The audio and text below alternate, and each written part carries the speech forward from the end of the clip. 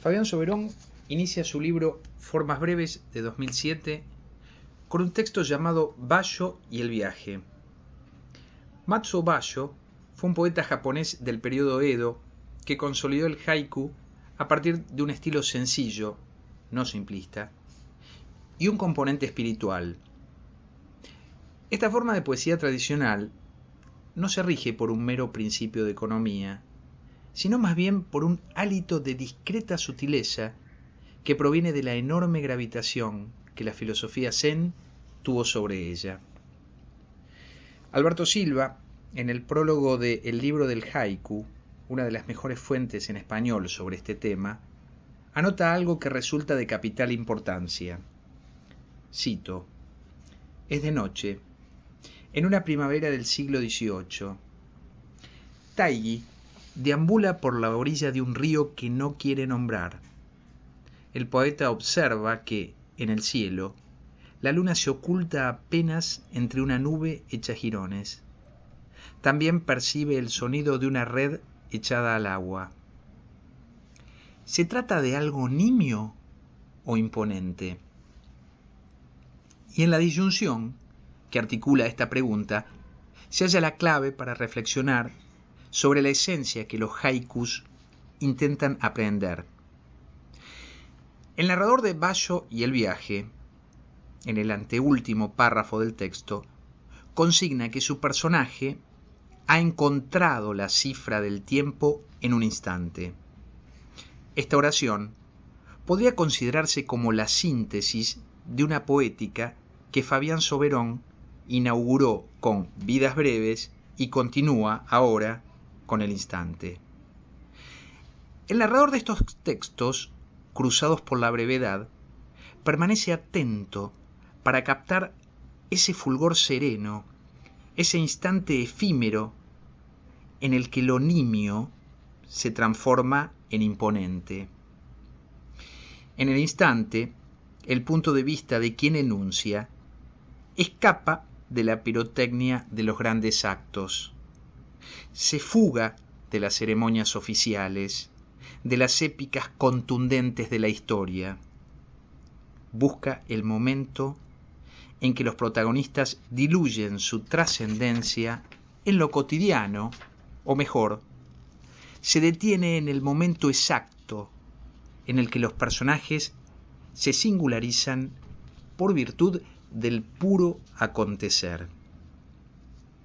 Es así que Roberto Arlt aparece en Añatuya en una noche que dormirá en un rancho al lado de la bosta de los caballos sobre la sal espinosa del monte. O Sarmiento, caminando por las calles de París, cargado de ansiedad, yendo a encontrarse con sus propias claves de lectura.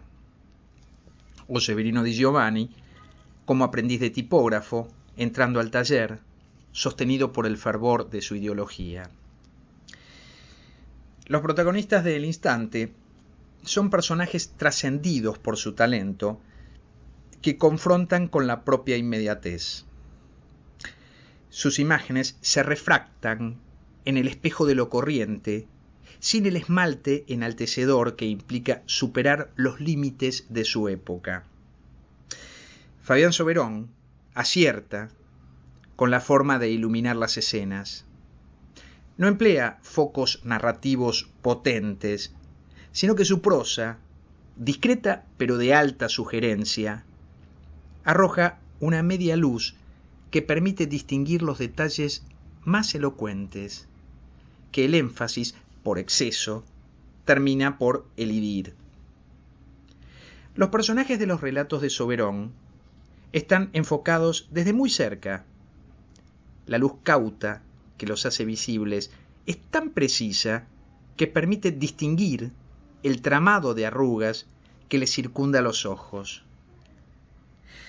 Son héroes que cuentan con la entidad de lo humano, y este ingrediente no es menor a la hora de consolidar el verosímil del texto.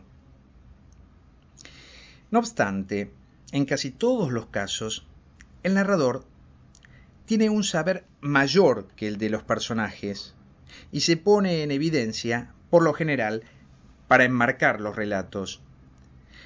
Este recurso resulta útil para volver todavía más concreto el enfrentamiento entre lo inmediato y la posteridad. Lo nimio, entonces, termina por impregnarse con una sustancia lírica que le agrega sentido y lo pone en contacto con la belleza y con un secreto que de tan íntimo resulta elemental. En uno de los relatos, el Flâneur, se dice acerca de un personaje: sus ojos se han convertido en una lupa blanca que capta la fragilidad del instante, y la ansiedad lo obliga a mirar el color de las cosas como un cristal que participa de la fugacidad. Los narradores del instante también tienen este mismo ingrediente de deriva que aparece en el Flâneur, y también sus miradas están puestas en el detalle y en la captación de lo efímero. Sin embargo, no se encandilan con la naturaleza, como ocurre con los haikus, ni con la urbe parisina, como en el caso de Sarmiento. El interés de estas voces narrativas está puesto en el hombre y en su problemática existencial. Las preguntas que quedan son propias de la filosofía. ¿Cómo admite un hombre su limitación cronológica? ¿Cuáles son los actos que dan sentido a su cotidiano? ¿Cuál es el soporte del presente? ¿Cuál el verdadero peso de la posteridad? La mirada de los narradores de El Instante es aguda y persiste en el tiempo. Su enfoque no se limita a la superficie ni se restringe a las descripciones. Busca siempre la hondura. Es una mirada cabal, como la que dispara Leopoldo Lugones a través de sus lentes en el relato Teatro Odeón 1913. Una mirada propia de ojos certeros. Y en este sentido, los ojos de los narradores de Soberón se asemejan a la de los animales del Nocturama que Sebald describe en su maravillosa novela Austerlitz.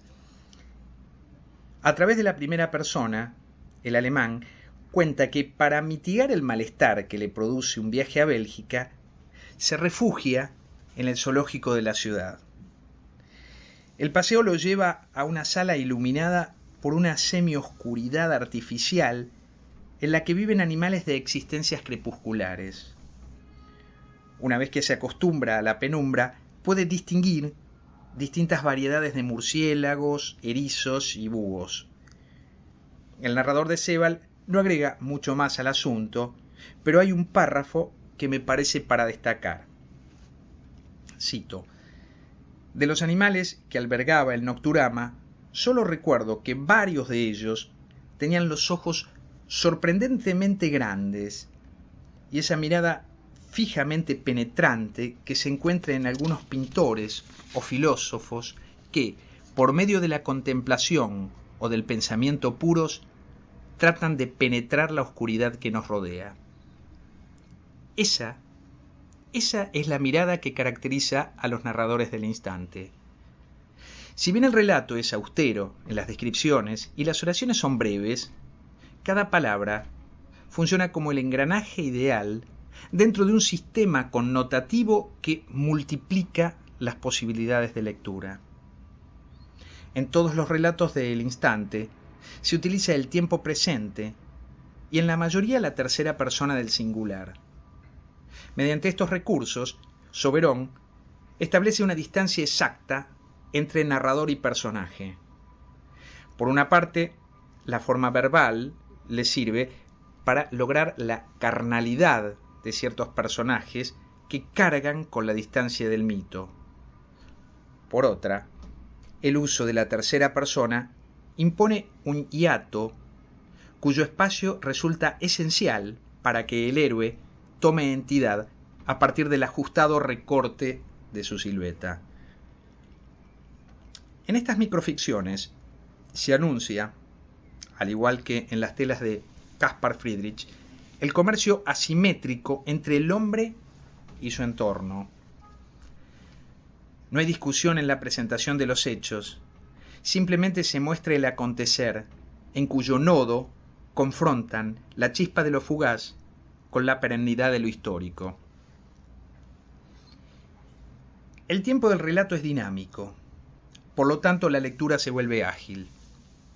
Sin embargo, el intento por sorprender un instante único, casi epifánico, que aleje los cuerpos de las sagradas moscas de la historia, impone la lentitud como mar de fondo, una morosidad que no es demora, sino detenimiento. En este sentido, este ejercicio de la lentitud se emparenta con el de Los caminantes de Robert Balzer e incluso con el del propio Balzer. Pienso en particular en un relato, El bosque. En este texto hay una escena en la que el narrador, conmovido por la contemplación de los grandes árboles, se deja mirar por lo profundamente hermoso más que contemplarlo él mismo, y concluye: mirar es entonces un rol invertido, intercambiado.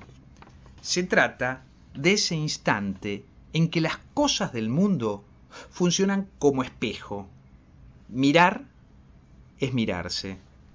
Del mismo modo que miran los personajes de Friedrich, el horizonte rojo que se pierde, o Walter Benjamin, las luces tenues y fugaces de la lejanía, o Jackson Pollock, la oscuridad calma, o el profesor Martin Heidegger, a los estudiantes, los profesores y los oficiales de ropa parda que lo contemplan la mañana del 27 de abril de 1933. Es importante mencionar también que esta edición está hermosamente ilustrada por Ramiro Clemente. La energía de cada trazo, el peso de las sombras, la aterida gestualidad de los rostros, hace sistema con los magníficos relatos de Fabián Soberón.